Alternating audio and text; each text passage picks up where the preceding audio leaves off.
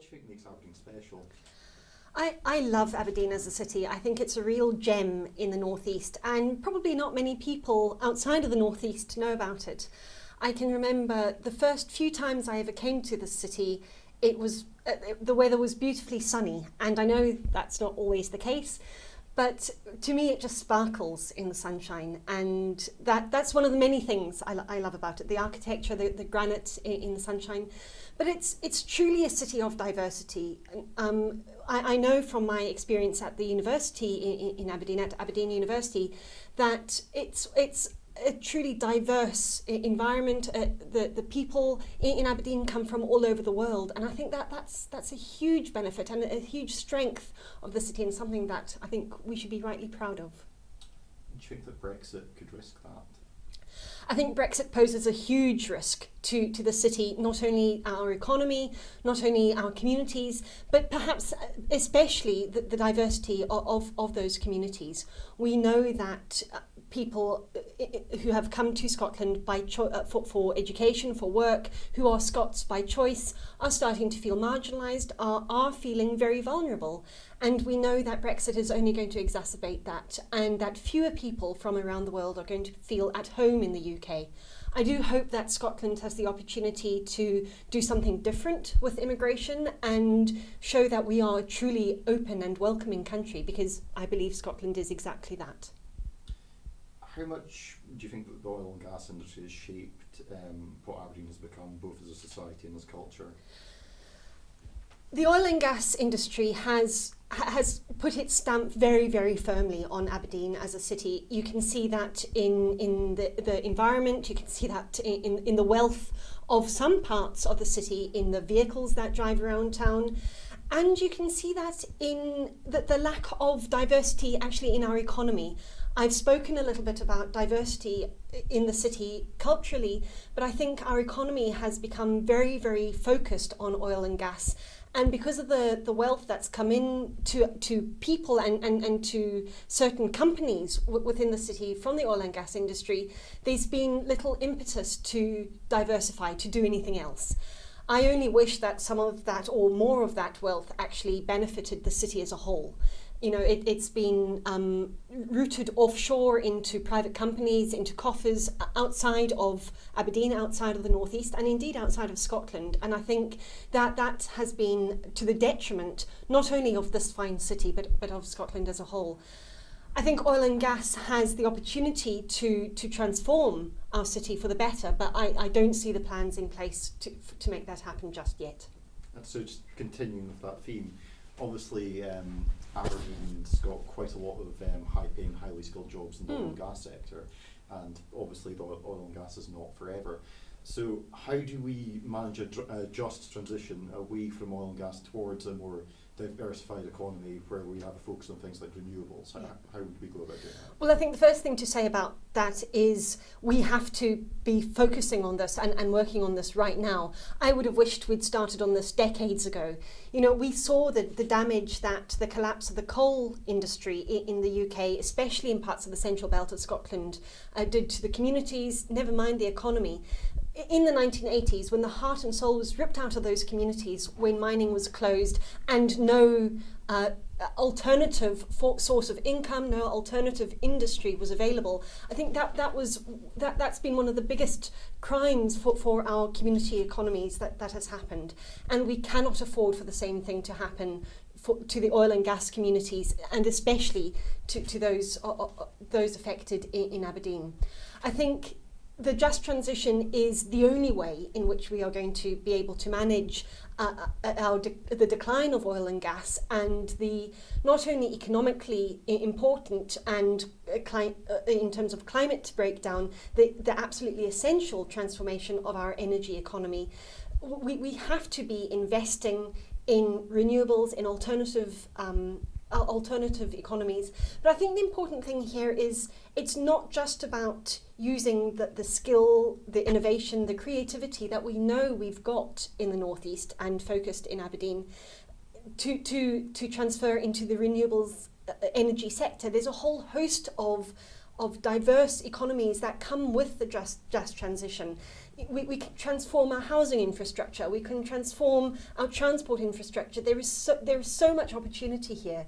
And what we need is public and private sector investment, proper high-level investment to ensure that we keep the oil in the soil, as the saying goes. We avoid the devastation of climate breakdown that we know we face unless we act urgently, and we create the high-skill, high-paying jobs that are sustainable into the long term, not only for the good of the climate, but for the good of the communities and the people who need those jobs. And then how would we go about tackling the climate emergency without causing massive unemployment in the oil and gas sector? How do we move towards that? At what sort of speed could we do that in an independent Scotland? I mean, if you're talking about an independent Scotland, I think we could do it much more quickly than we can under the current Westminster system. But I think that there's something important to remember here. We've already lost tens of thousands of jobs in the oil and gas sector in the last 3 or 4 years because of the downturn in the finances of the fossil fuel economy. And that downturn was predicted by climate scientists, it was predicted by people who were looking at the long-term sustainability of oil and gas at least a decade ago, if not more. Financially, it would have made sense for us to be investing in alternatives in a big way 10, 20 years ago. And unfortunately, instead of focusing our investments on those alternatives, the UK government has withdrawn many of the subsidies, many of the public sector support mechanisms available. So I think an independent Scotland has a real opportunity here. We know that we've got less than 10 years, 10, 11 years to tackle what would otherwise be absolute catastrophe and devastation in terms of climate breakdown. And in an independent Scotland that focuses on that long-term future, not only of our country, but on the world more generally, I think we can see that transformation that we need.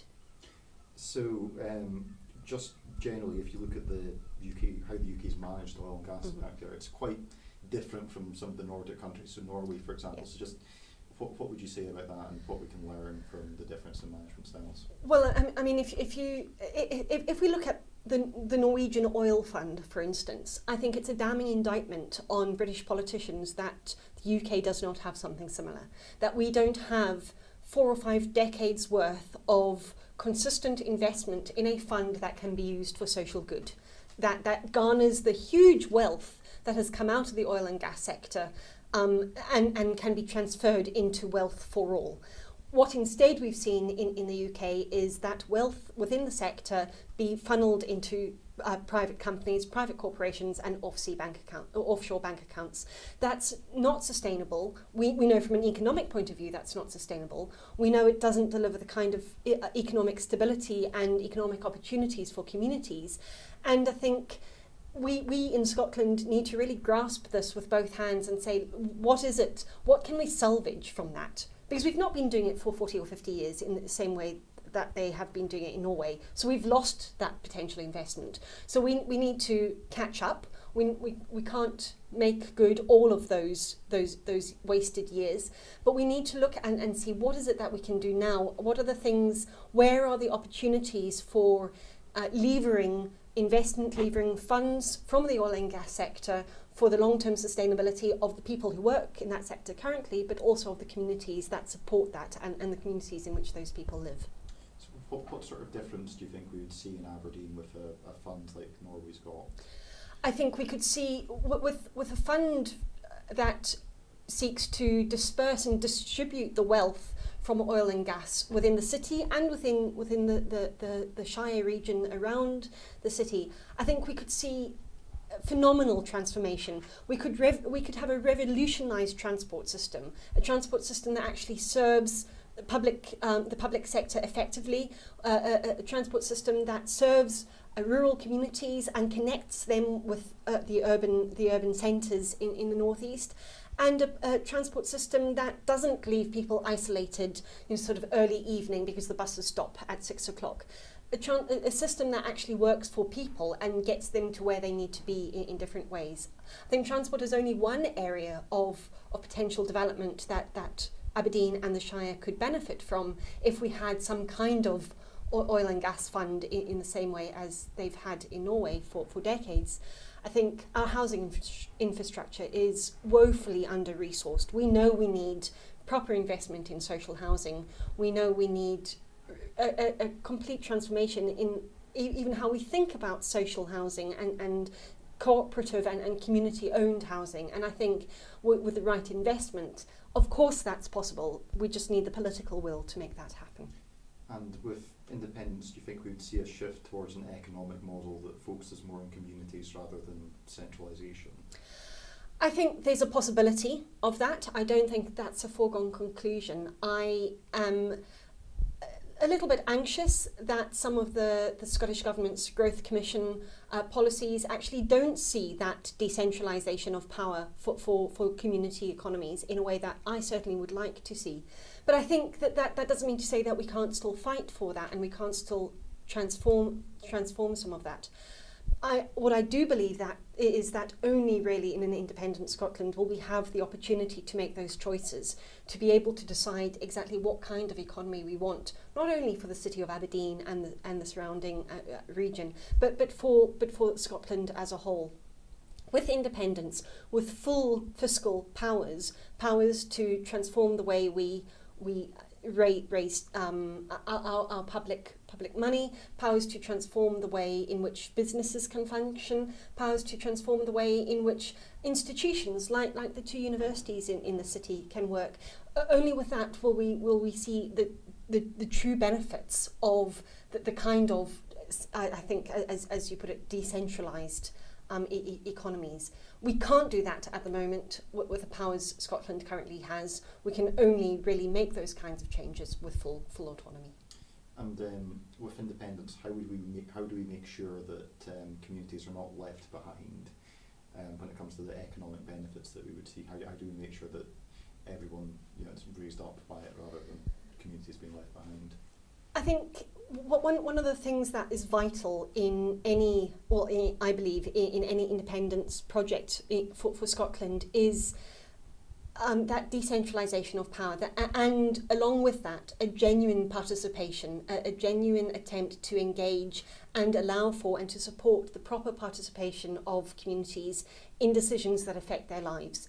And I think we need to make sure that we don't leave communities behind by helping them have a say, by supporting them, and that means rethinking how we do pretty much everything in our society.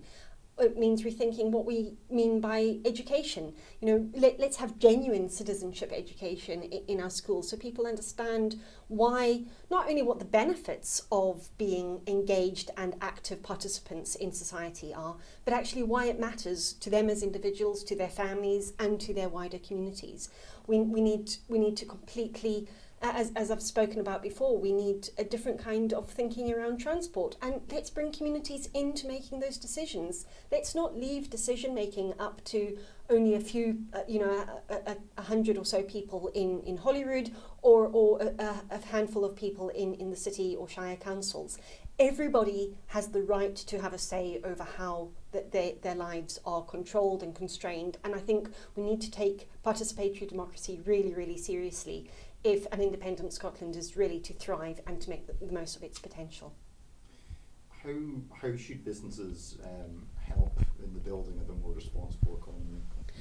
I think businesses are a crucial element of any country, any region's economy, and I would like to see businesses in Aberdeen, in the northeast of Scotland, indeed in Scotland generally, working in genuine partnership with public and third sector organisations and institutions. There's real opportunity for local authorities and businesses to work much, much more closely together, to share responsibility around funding, share responsibility and accountability around development, as long as there is genuine democratic participation and engagement in those processes. So, I look at things like the city and region deals that are happening around Scotland, and there's one here in Aberdeen, and I think that's a huge opportunity for us to be doing things very, very differently, to be bringing business voices and business interests in a way that doesn't dominate and doesn't drown out the interests and voices of community levels, but also doesn't ignore them. They are vital to our economy and are key economic drivers. But it's about getting the balance right, and I think with a genuine partnership arrangement, that balance can be got right. What sort of potential do you think Aberdeen and the North East in general has to become a world centre for renewables?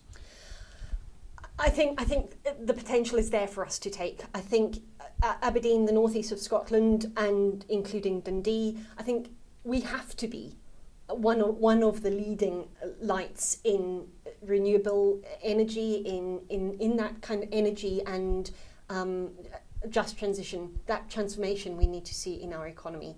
It is there for the taking. If the local authorities, if the Scottish governments, and if business interests and community interests all can come together, can talk to each other, can hear each other's concerns, can hear where there are points of conflict and can work through those points of conflict, there's nothing stopping us. There's no reason why we can't be that centre. We know that there is an incredible amount of wealth in the city. We just need that wealth placed in the right in the right places and focused in the right areas, so we can get the kind of sustainable development, sustainable transformation across our communities that we need. Do you think there's an appetite in the oil and gas industry for this just transition towards renewables? I think the oil and gas sector has some difficulties with the just transition as a concept, but I know many workers in the sector are crying out for this to be taken more seriously because they know their jobs are at risk. We know that we're not going to have the same number of jobs in oil and gas the way they are now in 10 years' time. It's just not going to happen. They are not going to be financially viable jobs there. So we have to do something. If we are to secure jobs in the northeast in energy at all, we absolutely need this transformation. We need this just transition. And I would talk about it in terms of a Green New Deal. We know that this idea isn't new to Scotland. It's not new elsewhere in the world. People are talking about it. People are being galvanised around this idea across North America. And we know that there's the possibility to create high-skilled, well-paid jobs. And I think if we can have genuinely open conversations with workers in the oil and gas sector, then I can see no reason why we can't have them as champions for it as well, because ultimately it is their communities, their jobs, their livelihoods at stake. What do you think the impact of continuing with the status quo would be for the North East of Scotland? I think, if I'm going to be blunt, I think terminal decline. I think the status quo brings us nothing new. It maybe brings us some innovation in oil and gas, but that's not the kind of innovation and newness we need. We need an absolute shift in our thinking, in our infrastructure, in our economy. I think the status quo means not only decline in economic terms for communities in the city and in Aberdeenshire, but it also stacks up against us on a global level as well. Scotland does have a major part to play in the just transformation away from oil and gas in the world. I think Scotland should and could be a global player in this, and in some ways we owe it not only to us and ourselves here in Aberdeen, in the northeast and in Scotland generally, but we owe it to the rest of the world. We can see the consequences of devastating climate breakdown happening today. People are dying as a consequence of this today. And actually people are being affected by this today in the UK, in Scotland. So it's not like it's just something happening on the other side of the world. Although, even if it is just something happening on the other side of the world, it's still worth our attention. But I think it's imperative, and we owe it to future generations. That's why we've seen the school climate strikes get so much attention and garner so much support from people across the political spectrum, from people of all ages, all walks of life, because it's for our children's future and their children's future, and we can't afford not to do something. Do you think that the North East of Scotland will be able to avoid the decline that we've seen in other regions where there's been a focus on one particular area of the economy, for example, former coal mining towns? I think it's possible for us to avoid that decline. I think it's going to be very, very difficult with the current models of investment, the current approach to our economy, and the current approach to our energy infrastructure. I think unless we see the kinds of things that people who, like myself, who are proponents of the Green New Deal, see happening and happening quickly, yes, we are going to see that kind of decline. But that's not inevitable. That is a political choice, and I think that that's a very, very important point to get across. We have within our power choices that we could be making now to mitigate some of that decline. We may not have all of the powers that I would want Scotland to have to be able to make the changes we need to make, but we certainly do have some now.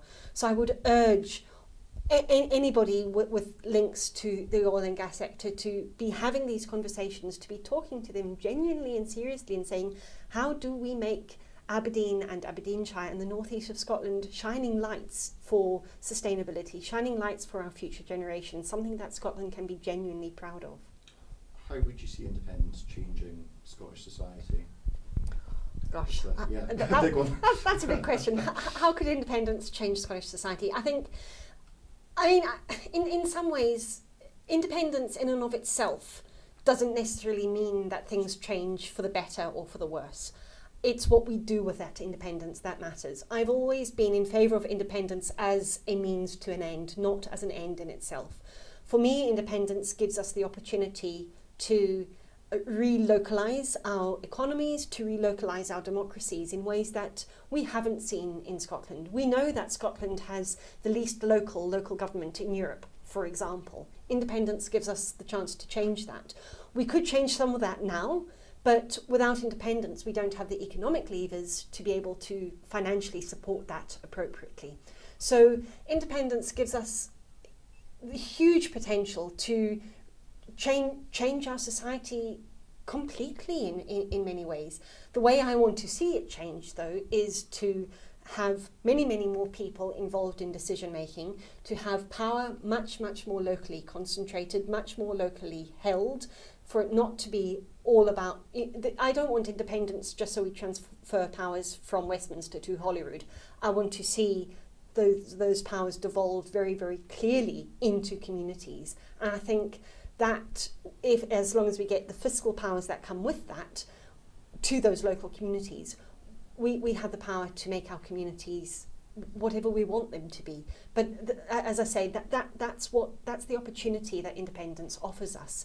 It's not just to keep the status quo going, but just from Holyrood instead of Westminster. It's for us to completely rethink our economy, and I think our current economic system is utterly broken, so we need something different. And it gives us an opportunity to rethink our democracy, and the two things for me go hand in hand. For you, when you think about the northeast of Scotland in 20 years' time, is that a positive vision, or do you have nightmare visions of collapse? I have both, I suppose. I think I think when thinking about politics, and I'm talking about politics with a small p, the politics that we should all be involved with on a day-to-day level, I think it's really, really important that we have hope, and I think there is hope out there. I think the independence movement and the mobilisation of communities around us as a cause to create a vision for a different kind of Scotland does give me hope, and I want to be part of that. I want to help sustain that, and I want to bring other people into that as much as I can. Do I have moments of utter despair? Of course I do. I look at what's happened in our economy over the last 10 years. You know, what have we learned from the financial crash of 2008? How have we changed things? Well, we haven't really made anything better for anybody. The banks can still run roughshod over communities. We know that money is still being funneled out of the country at an alarming rate. The inequality is getting worse. The rich get very, very much richer year on year, and the poor get very much poorer year on year. That's not good enough. So we haven't seen the kinds of political decisions that need to be taken being made over the last 10 years since the financial crash. And yeah, that does cause me to despair sometimes. But I think I know that not everybody is happy with that, and I know that increasingly people are saying, actually, it's about time that Scotland made its own decisions and took that power for ourselves, so we can make those decisions for ourselves. It doesn't mean to say we'll get everything right, by no means. But that's not the point. It's about us having that potential to make those decisions for ourselves and to be able to have informed and well-supported discussions and debates about them. Because I think only then do you have a truly democratic society that is in control of its own destiny. And I guess just finally for me, but you can ask any questions, obviously, if you want. Just finally for me, when it comes to measuring how successful an independent Scotland would be as a country, would you want to see that measured like how New Zealand are doing things, where there's a focus on, I guess, happiness and social cohesion rather than just stark economics? Yeah, I think economics are fine up until a point, but they don't give us a measure for the totality of human existence. We know that humans are good at caring for each other, at being creative with each other, and at cooperating and working together. And the economy rarely values any of that. We know that the bulk of work that happens in our societies is around care, and most of that goes completely unaccounted for in measures like GDP, which is something that everybody talks about all the time as the only measure. So you mentioned New Zealand. I think the happiness index is a really, really important shift in thinking away from GDP as the only measure. And there's some really interesting work being done by the We All Alliance, Catherine Trebek and others, who are working on broadening out our understanding of economic measures, bringing in social and cultural measures that matter too. But I think it's also important to remember that not everything can be quantified. And yes, we need measures so we can track growth, so we can track change, so we can plan for things. But we also need to not lose sight of our humanity in the midst of that. And we know that happiness is something that is really, really important. And the ability to be able to support and help each other is something that's really important. And at the moment, our economics and our politics are woefully inadequate at capturing any of that. So yes, I hope that in an independent Scotland we focus more on the social and cultural factors and social and cultural issues that give us a genuine sense of how well communities are doing, how well individuals are doing, and not be utterly and completely obsessed with GDP as we have been for far too long. I think that's a good point. Yeah, there was only one thing, we were talking about this in the car, about, you've got lots of oil, and I think we discussed in the last interview that oil doesn't need, probably the most stupid thing, if you were in the future, looking back, the most stupid thing you could do with oil is to set it on fire, which is kind of what we do with all the oil. There's probably lots of other things that you can use oil for, which are not like killing the world. But the way I see oil, and I'd just like to think, see if you've got a similar view on this, is like gold. Gold is valuable, but you don't necessarily do anything with it except keep it in a bank. Yeah. Whereas oil is also valuable, and if you keep it in the ground, it's a hold of wealth. Is there an economic view on recognising oil as being like a hold of wealth basis of an economy, but not actually extracting it? It's just it's there. I don't understand economics that well. Yeah. It's just my imagination. Gold in a bank is your wealth. Oil in the ground is your wealth. But in both cases, you don't go making jewellery with all Queen's gold. You know. Yeah. Yeah. I mean, I think that's an interesting question. Of course, we got rid of the gold standard and that way of valuing or holding value in gold in 1973. But I think the thing is that the value in oil in our current economy is that we can burn it. And I think that's what we need to get away from. I think there are different ways of doing that. And yes, that might be one way. I'm also not an economist, so it's not really my area of expertise. But I think, I would much rather see us have an economy that places and holds value in health, in happiness, in tangible things for people that are actually of benefit to those people and to their communities, rather in some abstract or untouchable thing somewhere. You know, hoarding loads of wealth in gold is all very well, but it does absolutely no good to anybody. So I would like to see our economy hold value in things that are actually useful to us as a society, and I think those things are human happiness, human health, human well-being.